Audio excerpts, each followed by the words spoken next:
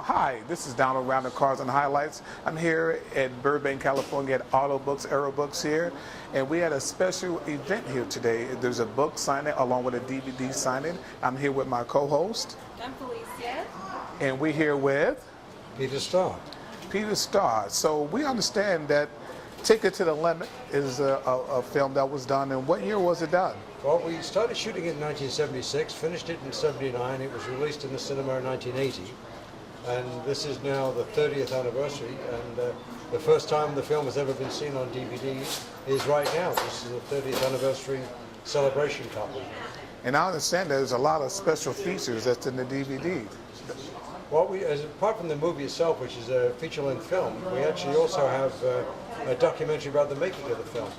Well, I went back and re-interviewed everybody that's in the film that's still alive. There's a couple of guys that aren't alive anymore. I sort of asked them what life was like for them 30 years ago when we were actually making the film. What contributions they made, what they thought at the time, you know, how much they enjoyed their life then compared to today, that kind of thing. And also inside of the documentary is a 32-page booklet, which has sort of like souvenirs of what we did with the film, when it was released, you know, the reviews, where the cinemas were, the little side stories in a booklet.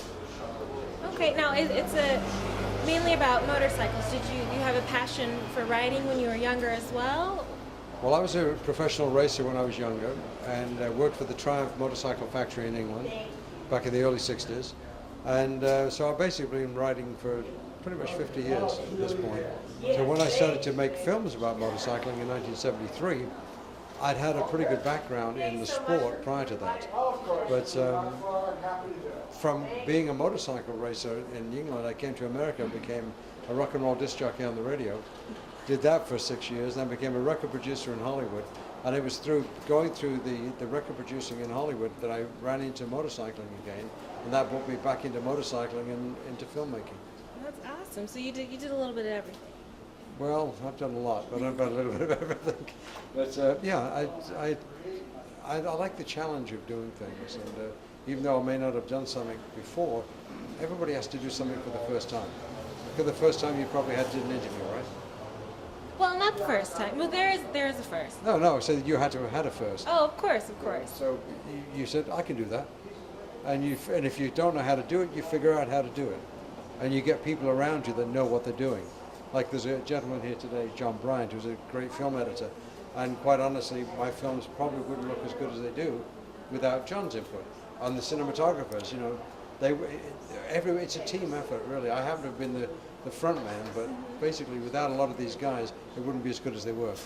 So this movie, it has highlights from several races throughout the years. Is it one race in particular? No, it's several experiences, actually. The whole title, Take It to the Limit, what I wanted to put across was what it's like to take it to the limit on a motorcycle. And it's back when we did this in the late 70s, everything was on film. There was no videotape. There was no little tiny itty-bitty cameras that they use today. These were big film cameras. And to do what we did in those days took a lot of effort. It's a lot easier today, believe me. And when we were doing that and using these huge cameras, it took a relationship with the racers. And the reason I believe that I got the relationship with the racers was because I'd been there. I'd done it. I spoke the language. You know, I may not have been as good as they were, and probably wasn't as good as they were, but I could communicate because I'd actually raced and been there with them. Experienced firsthand. Right, exactly. Okay. Do you work on cars as well? Do you have a passion for? You've created movies on cars? Yeah, I've done some car stuff. I did a film back in that era called Hot Rods Cool Customs, which had a lot of good music at the time. You know, Jan and Dean, Beach Boys. You know, it was a street rods movie, and featured a car called the Dussari, which is a '32 Ford Roadster with a V12 Ferrari in it, and it was quite the car.